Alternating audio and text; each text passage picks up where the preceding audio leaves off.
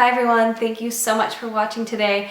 I have a little bit of a different video that I wanted to share with you, and I've been brainstorming and coming up with this idea for quite a few months now, and then finally I just wrote down everything that I wanted to say, or almost everything I wanted to say the other day, and made bullet points and kind of organized this. So I do have a little sheet of paper. It won't be as long as my empties though. I am a little nasally. I'm getting over a cold, so I apologize for my crazy nasally voice. What I wanted to talk to you about today are steps that I've taken to stop or drastically reduce my spending. And for me, my weakness has been makeup products and beauty products, skincare, and I just came to the realization that I was buying too much, that this is not what I wanted to do. It wasn't something that I could sustain, like it wasn't a sustainable thing for me. To just be hauling all the time and buying so many items. I know some people would be totally fine with buying 3 times the amount that I was buying, and I think it's such an individualized thing. And one thing about this is that one person's spending habits can be completely different from another's, and they'll have no problem. But for me, I realized it was a problem in my life, and I wanted to really change that. And I took some steps in my life, and it's really helped me out a lot, and I wanted to share those with you. The first step was to spend time with your stuff. For me, it was spending time with my makeup collection, swatching, comparing, looking through the colors, and really having an attitude of gratitude for what I already had. So if I was tempted by a new palette that came out, I would go and look on Google Images, compare the swatches of that palette to things I already had in my collection, and usually that would really help me out a lot. And also using what I have instead of always reaching out and trying to get more and more and more. I don't really truly get to know a product, and this is just for me, if I don't use it consistently. So committing to using a product consistently, and that's going to go into my number 2, which is project panning, has definitely helped me really scale back with my spending habit and really scale back with buying makeup. Because if I'm using an eyeliner, and if you're new and you've never heard of project panning, well, if you're new, welcome. But if you've never heard of project panning, it's where you pick a set amount of products to use up. Sometimes it'll be like a seasonal project pan, so for the season of going into spring, from winter, you'll try to use up 6 or 7 or however many within that time frame. But project pans sometimes don't have time frames. You're just trying to use up these items. And so if you're working on an eyeliner, if I'm working on an eyeliner, I'm not going to be as tempted to go out and rush and get a new eyeliner, because I'm going to be working hard to use up that one.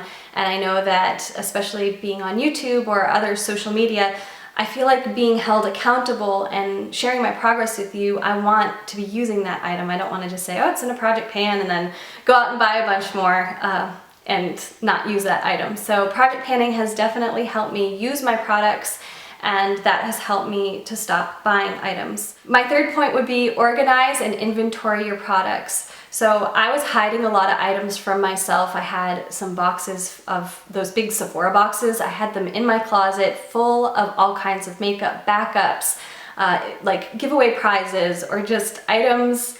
I don't know what I was doing. I just felt like I had all these items that I was hiding from my actual collection, which I keep over here. And I just sat down one day, and I had help from one of my friends, Elle, who really encouraged me to do an inventory.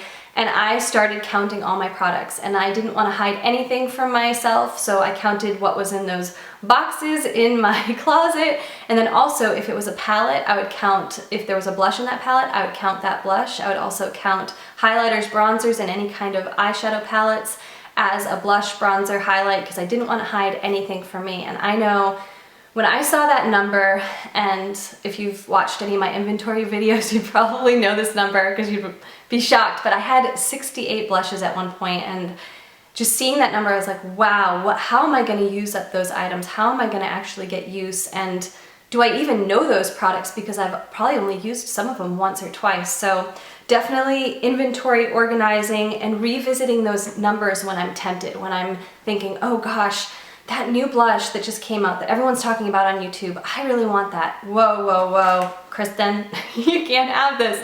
You gotta think about this. You have so many already. And that 68 blushes, those were from that was from a couple years ago. So now I'm really bringing my numbers down, and I'm super happy with where my collection is right now. My next tip is to find a friend who shares that similar habit and commit together. Work together to break that habit, encourage one another, realize that you're not alone in whatever habit that you're trying to break, and work with a friend. Network, work together, even have other friends too, and try not to enable one another. If you're tempted to buy something, talk to that friend, text them, email them, hey, I'm tempted by this. And then as a good friend who's trying to also not buy, maybe say, hey, do you have something similar in your collection? Or, oh, you don't need to buy that. I saw on your last video that you had something similar, or whatever it may be. Definitely getting a friend and then talking over, if you're tempted, making sure that you have like an accountability buddy. Another tip is to wait a week or two.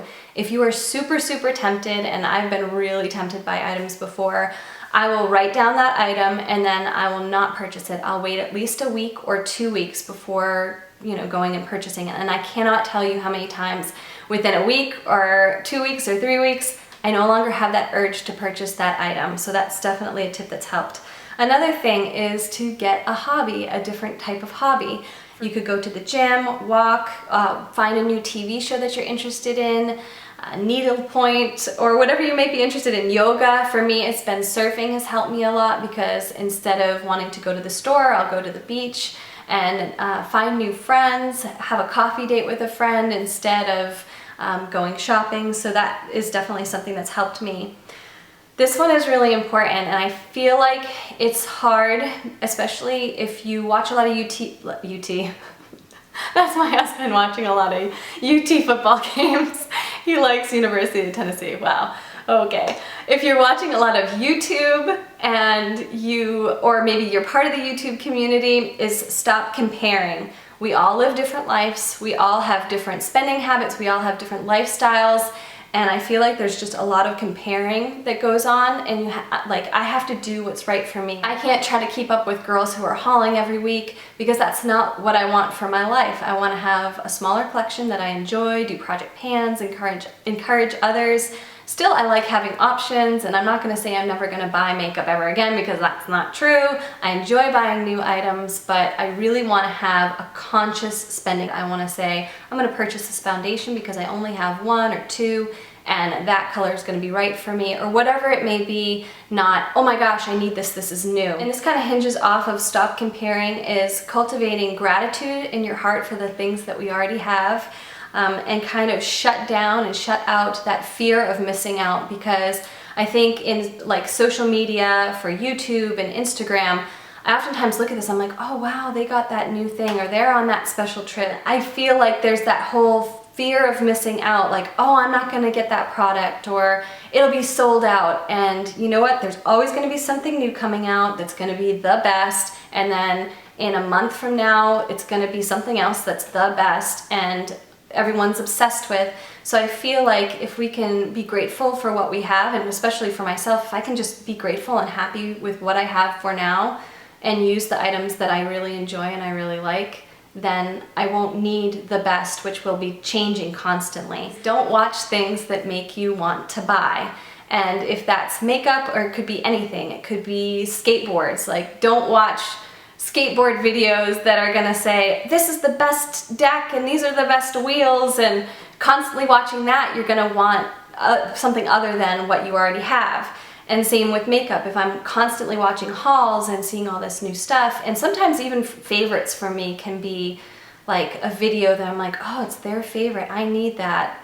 But I don't, because I already have a lot. This next tip is similar to the wait a week or 2. It's make a list and then revisit that list in about 2 to 3 months. And this is not just for one like specific product, but for many products. So if I'm watching a friend and I say, oh, that sounds like a really interesting product, I'll write down several products that I'm interested in and have that on a word processing document on my computer. And I can revisit that within a couple of months. And then also when I've used up some of the other items that I have in my collection, then I'll have something to go to try something new, so that it's not like, because I like buying items, I like trying new products, especially, you know, to share on YouTube and to do reviews in my empties. I like to have new products to share with you. But then again, I don't want to have such a big collection that things go bad, which I've had several lip products go bad, other products go bad, foundations.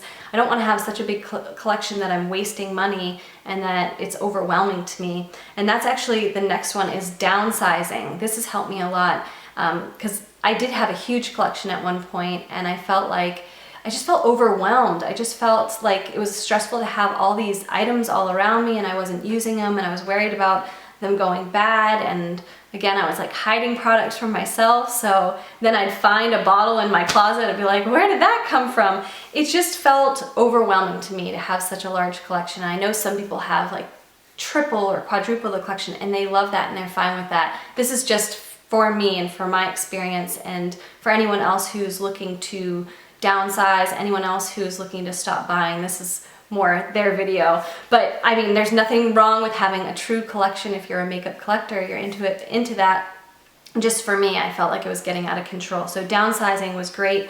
I love having options. I love having more than one blush color, but I didn't need 68 blush colors.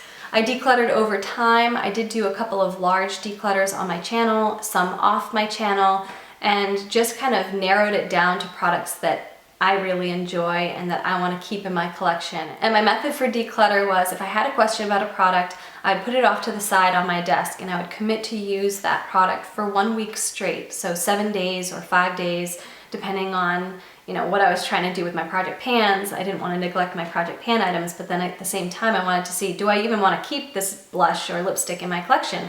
So I would use it for 5 days straight. And sometimes I would find out, wow, this formula does not work out for me at all. And the same with project panning. When you start using that product almost every single day, you'll learn very quick whether or not the color looks good on you, whether or not the formula works for you.